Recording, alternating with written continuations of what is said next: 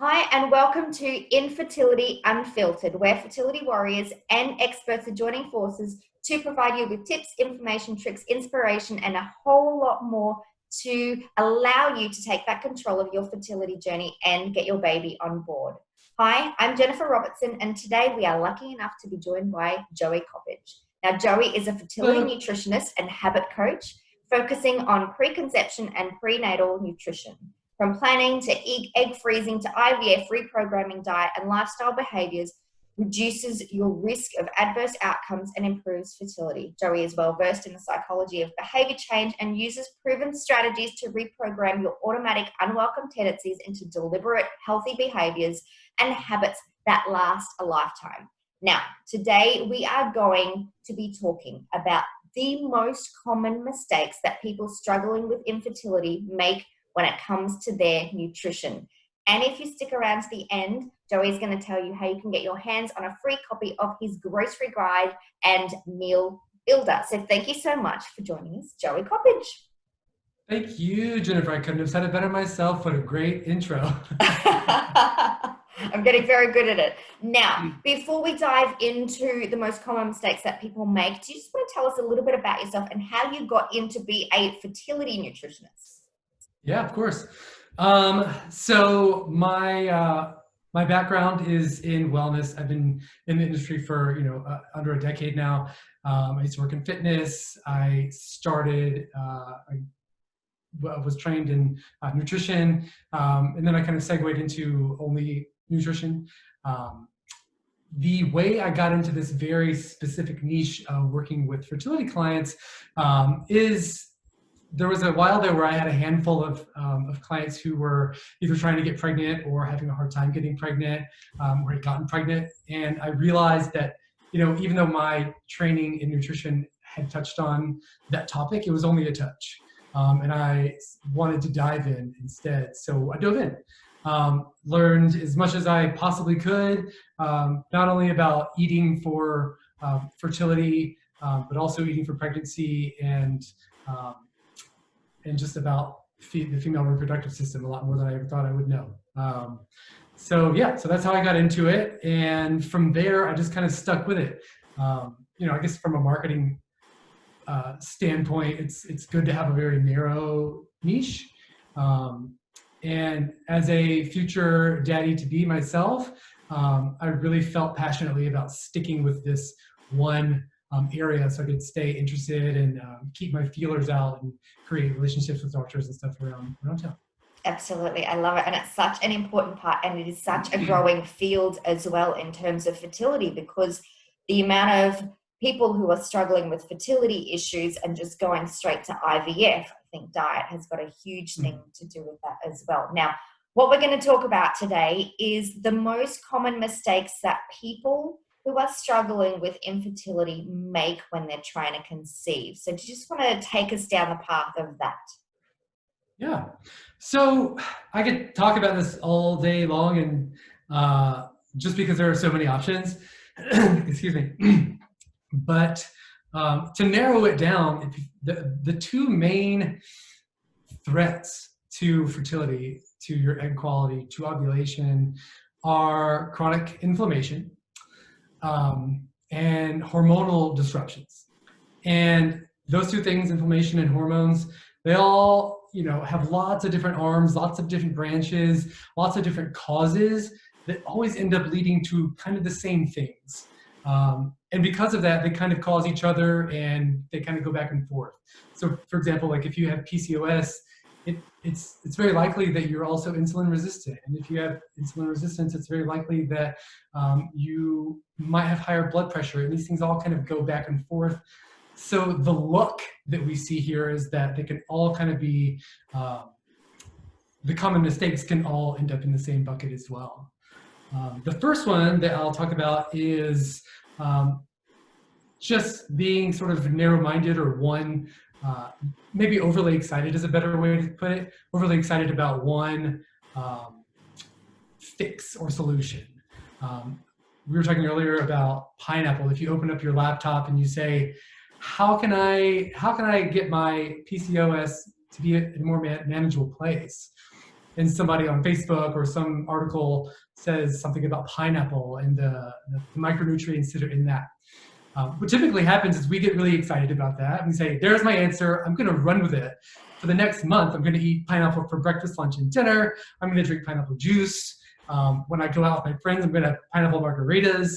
Everything pineapple all day long. And what ends up happening is we end up filling our mind and our bellies with pineapple, pineapple, pineapple, which has that mystery ingredient in it that might be doing some good for you.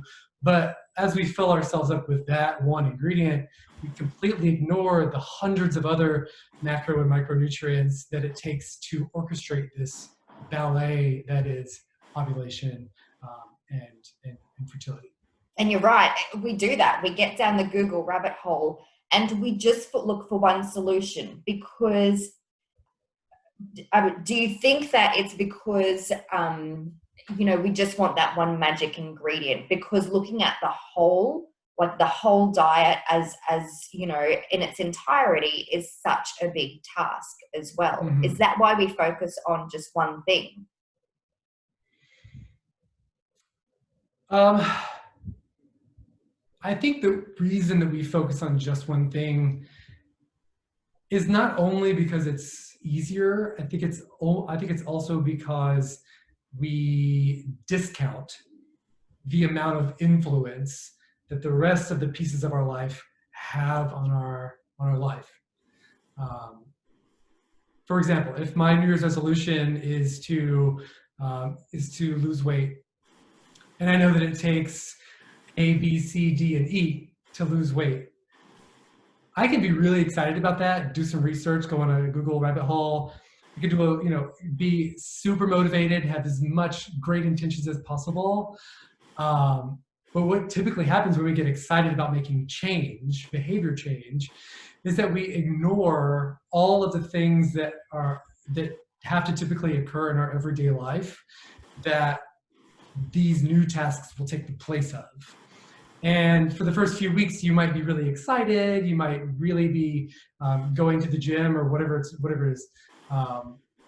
You might be doing really well for the first couple of weeks. But then after those first few weeks, you get tired of it. You're not as excited. And you still want to do it, but it's not at the forefront of your mind. And you may not be seeing the results that you wanted, because that is what we do. Like we'll put all of our eggs in one basket and we'll go really hard, and then all of a sudden, like that month, we're not pregnant, and we're like, well, we did everything that we were supposed to do, and why aren't we pregnant? Yeah. And so how do you create the behaviors that are sustainable? Yeah. So it takes a lot of patience. It takes a lot of one thing at a timing. How do you create those habits is that you have to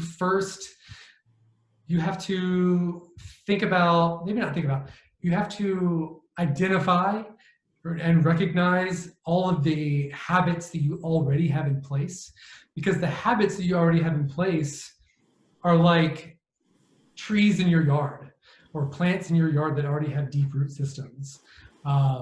And the thing about habits is that they happen in the back of your mind without you knowing. So they're not really obvious to you. But if they're there and if they have deep root systems, you can't grow any other plants there because the root systems are going to be in the way, right? So in order to create better habits, add new habits and establish better habits, you have to first identify, recognize, and allow the fact that, okay, I have these other habits. And in order to put better ones in their place, I have to remove those old habits. And I have to do that in a really methodical way, in a really mindful way. And I have to accept the fact that it's going to take a lot of, executive control for the first while. It's not a magical 60-day number or 45-day number or 21 days. It's just, you have to actually stay on it until it sticks, until it becomes a habit, and until you've replaced that old habit. Mm-hmm. And how do you stay motivated as well? Do you have any tricks on how to stay motivated?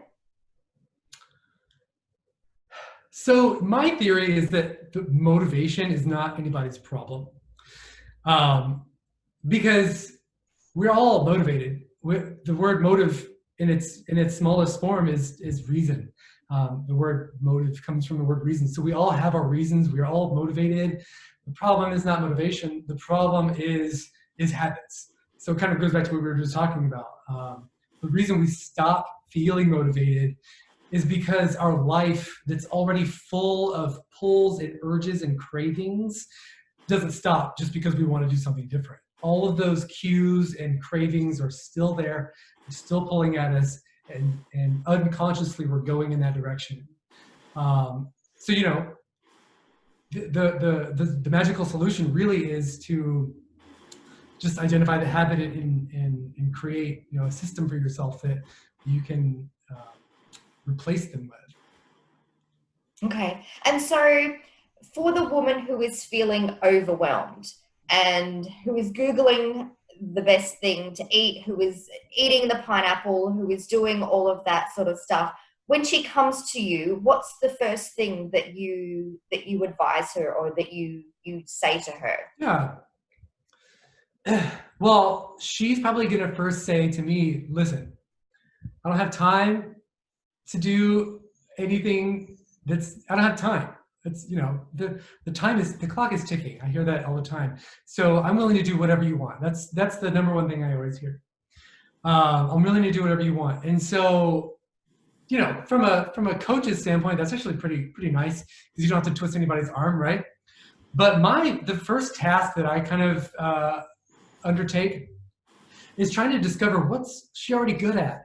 You know, if it takes 45 different tasks to master nutrition, I don't want to give you all 45, and I also don't want to give you the 45 that I think are best. I want to give you the one or two that you're already good at, that you have already exhibited skills in, a couple of tasks that you are already willing to try and to dive into, and that already fit into your life really easily. Because if we can do that, then it's going to happen right away a lot quicker. All of the things that happen in your life that get in the way, all those habits, are not going to be an obstacle if I look for your current strengths, and if I look to plant tasks in areas of your life that I know they're going to grow a lot more easier. So to answer the question, I want to look for what you're already good at and what you're already motivated to do. Yeah. And I think that probably goes into one of the common mistakes as well, that we try to do everything and change absolutely everything and then get so overwhelmed and then just do nothing. Yeah. Absolutely. Excellent. Are there any other tips that you would like to provide our audience on how they can create healthy habits, how that they can, you know, keep that motivation up, how they can keep their mindset up as well? You know, I think that there's a lot of answers to that question. I think that the biggest thing is finding somebody who you can talk to about it. You know, everybody in the world feels the need to, or feels the urgency to walk into our difficult world with our head and chest held high and pretend like we've got everything under control and that nothing bothers us and that we're anything but weak. Even the least modest of us feel this way. We feel this urgency. And because of that, we dig ourselves into this hole and we put this wall around ourselves that excludes us from growth, from positive experiences, from support systems and cheerleading teams that need, not only for educational purposes or for motivational purposes either, but just for someone to tell you that you're not alone. And for when things do get tough and when things get lonely, you need somebody there to make you to remind you that this was supposed to be hard and you can do it, and stop feeling bad for yourself because I'm here to cheer you on. So whether it's a professional, whether it's a coach, whether it's your mom, keep that line of communication always going, because the people that are around you, the people that love you, want to provide that service for you. And that's your best resource. Love it. Great advice.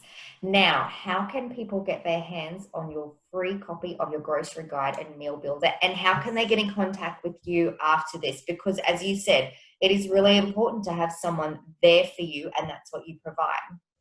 Totally. Well, feel free to follow me on Instagram. You can DM me anytime you want, any kind of questions you might pop in your mind. It's Fertility Nutrition Coach. That's the handle.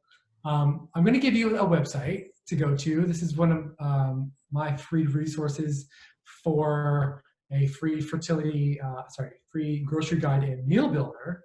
I'm looking it up right now. Hang on a second. You're going to go to fertilitynutritioncoaching.com/fertilityfortify. And I will put a copy of that link in the notes as well to this. Absolutely. Excellent. All right. Thank you so much for joining us, Joey. Of course. It has been an absolute pleasure. Now, if you enjoyed this video just as much as all of the rest, then please feel free to like it, share it, give it a little love, and make sure you subscribe to this channel as well, because this is just one of many videos, many interviews with amazing people who allow you to take back control of your fertility journey. And it's all part of the Infertility Unfiltered series. So thanks for watching.